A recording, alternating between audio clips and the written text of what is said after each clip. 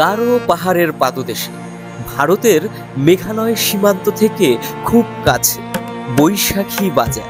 বাজারটি নতুন হলেও বলা যায় গারো উপজাতি এবং বাঙালি জাতির ঐতিহ্যের প্রাণকেন্দ্র।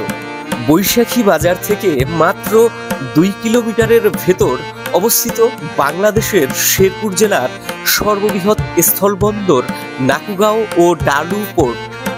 নালিতাবাড়ি থানার রামচন্দ্রকুড়া ইউনিয়নের এই গ্রামীণ বাজার আজ আমাদের জানাবে হাজারো মানুষের জীবনের গল্প, যেখানে বাণিজ্য এবং সংস্কৃতি মিলেমিশে তৈরি হয়েছে এক অনন্য পরিবেশ।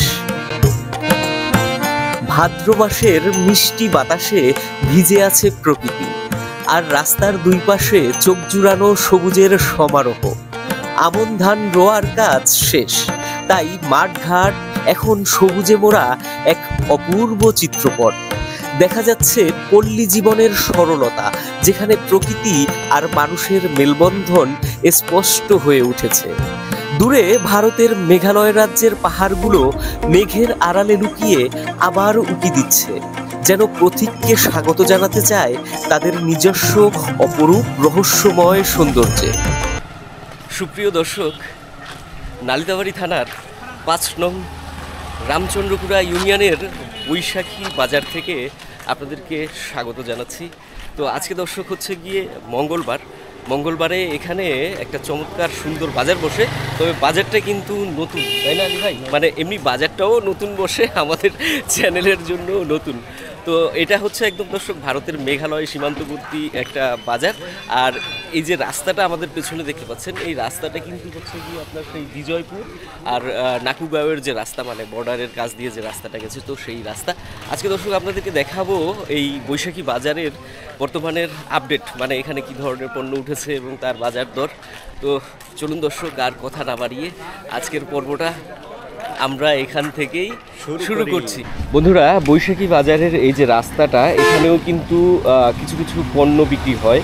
তবে মূল যে বাজারটা সেটা হলো এই যে আমাদের সামনে ভেতর দিয়ে, এখানে মাছ এবং নিত্যপণ্য তরকারি বেচা কেনা হয়। তবে বাজারটা কি, এটা যেহেতু একদম গ্রামীণ বাজার, যার কারণে কিন্তু এখানে একটু বিকেলের দিকে বাজারটা জমজমাট হতে শুরু করে। তো এই যে দেখুন, বাজারটা বেশ সুন্দর এবং একেবারেই একটা গ্রামীণ আবহের চমৎকার সুন্দর বাজার। আমরা দেখব এখানে কী কী পণ্য উঠেছে এবং তার বর্তমান বাজার কেমন যাচ্ছে। বন্ধুরা, আমরা দেখতে পাচ্ছি বৈশাখী বাজারে এখানে শুরুতে তাল বিক্রি হচ্ছে। আসুন আপনাদেরকে একটু তাল দেখাই। তাল, এই যে তাল আগে মানুষ কইতো তিল রে নাকি তাল বানাই হালাই।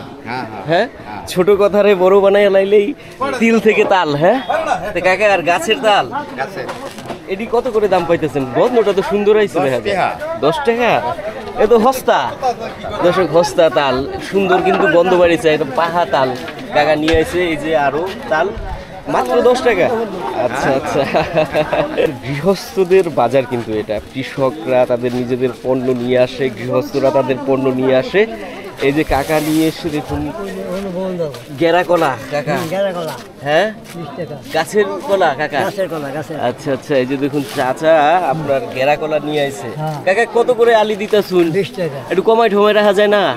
আর একটু কমাই রাখেন, 15 টাকা করে রাখেন। তাহলে 15 টাকা করে রাখলে আমি 3-4 আলি নেই। দেন, বেশি করে নিতেছি তো বেশাইয়া। বড় বড় তো বুঝছি।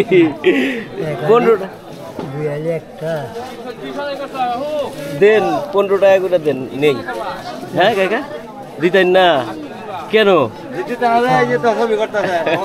দর্শক, কাকা দিতেছে না। আচ্ছা যাই হোক, কাকার সাথে পরে আবার দামাদামি করে নিল নাকি কাকা?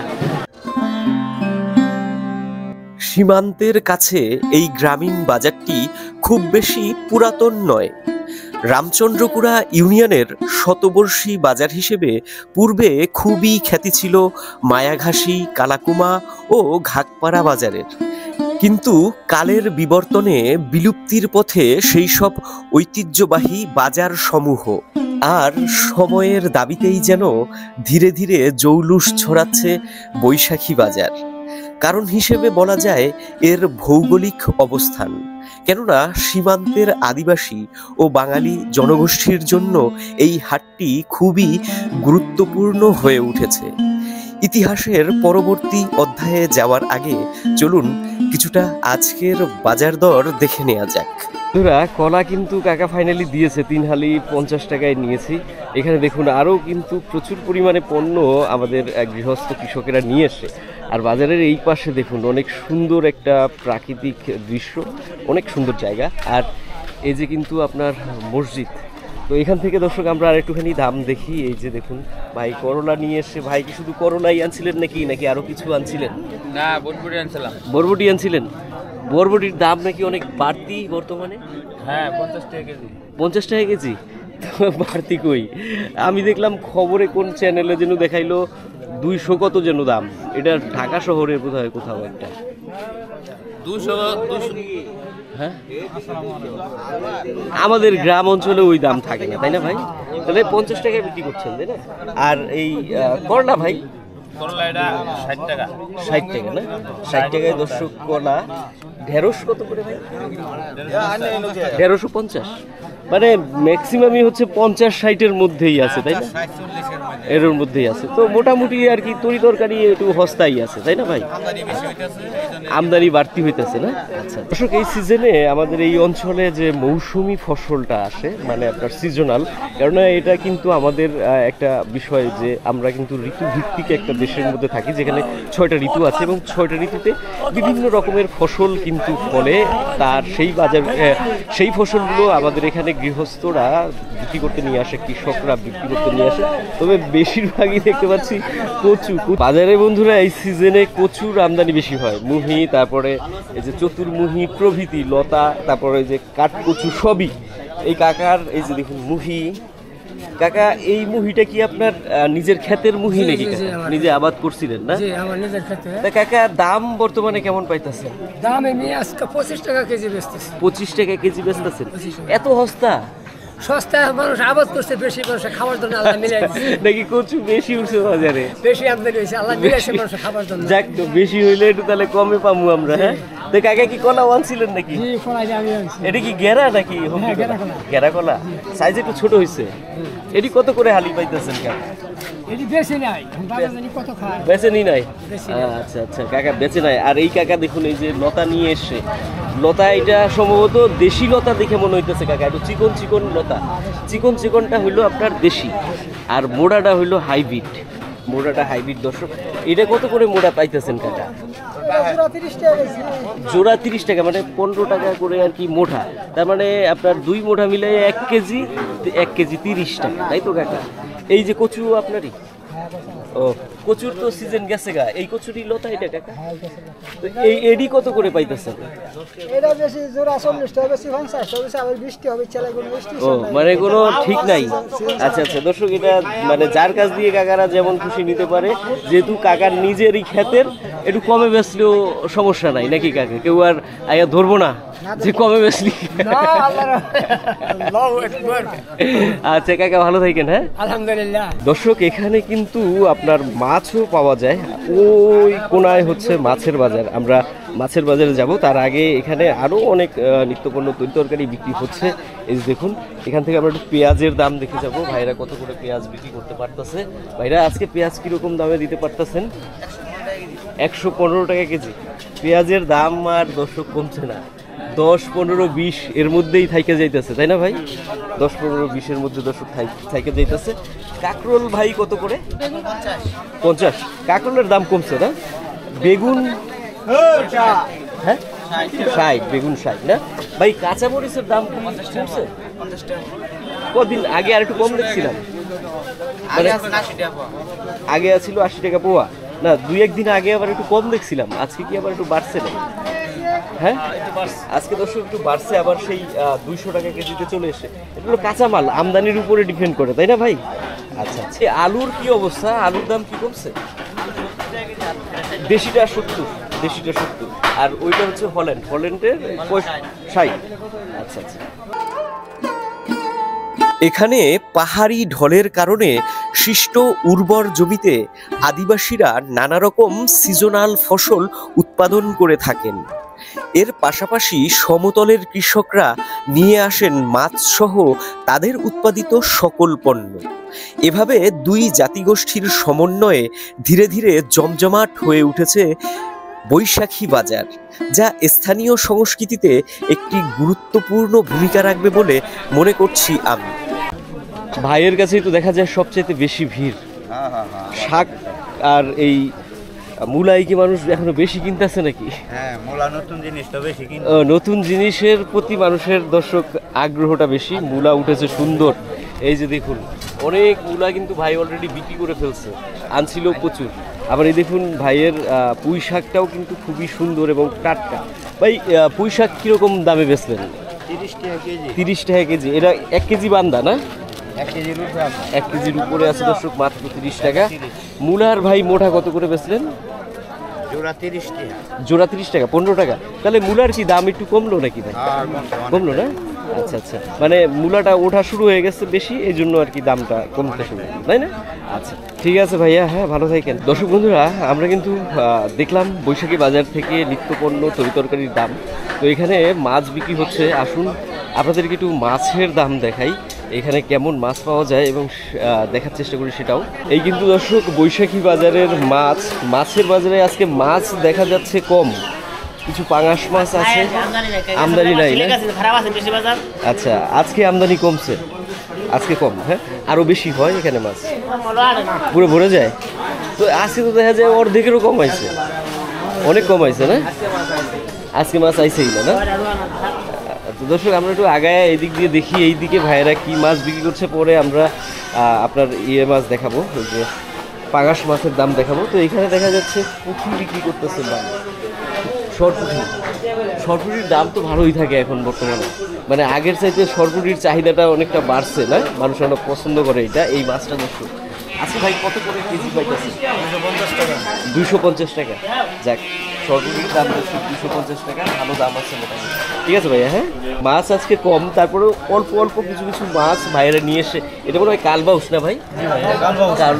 কালবাউসটা ভাই কেমন দাম পাইতেছেন বর্তমানে? দাম পাইতেছে আপনার 220 30। 220-30 না? 220-30 টাকায় দর্শক কালবাউস। ভাই এই বাজারে কি একটু মাছের দাম কম থাকে নাকি? একটু কম থাকে, অন্যান্য বাজারের চেয়ে কম থাকে না?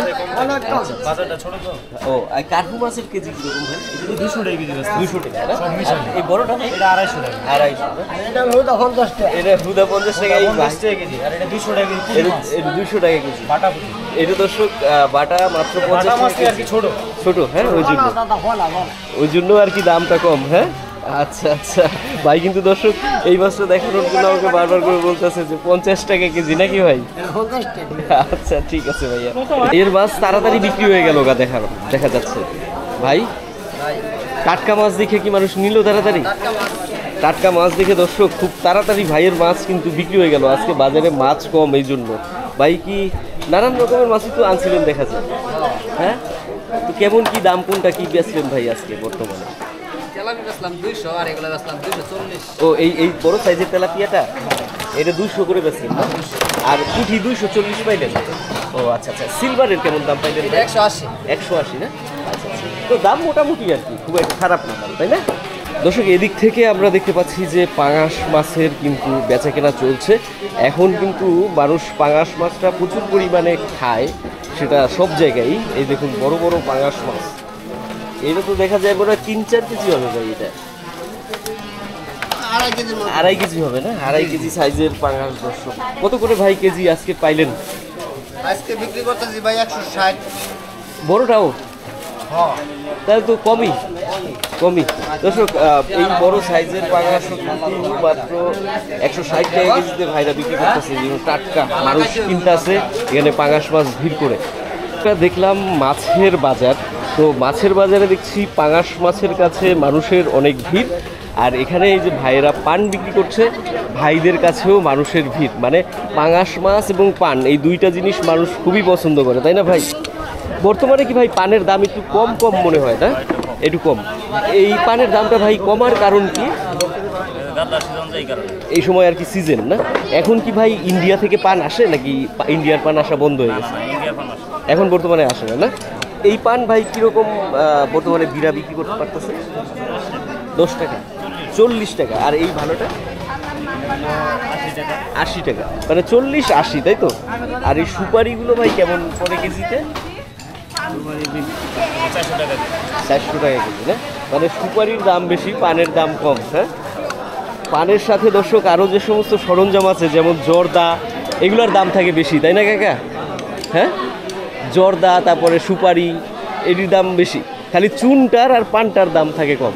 হ্যাঁ, আচ্ছা আচ্ছা। বৈশাখী বাজারে আসার পর আমাদেরকে ভাই বলল যে আপনারা যেহেতু ভিডিও করছেন আমাকে একটু দেখাইয়েন। তো আমি দেখতে পাচ্ছি যে ভাইয়ের কাছে বেশ সুন্দর সুন্দর পণ্য।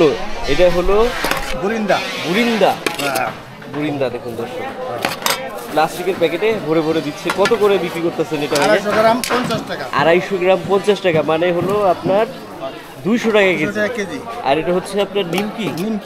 নিমকির কেজি কিরকম? 200 টাকায়। 200 টাকা কেজি। এটা কি আমিরটি নাকি? এটা আমিরটি।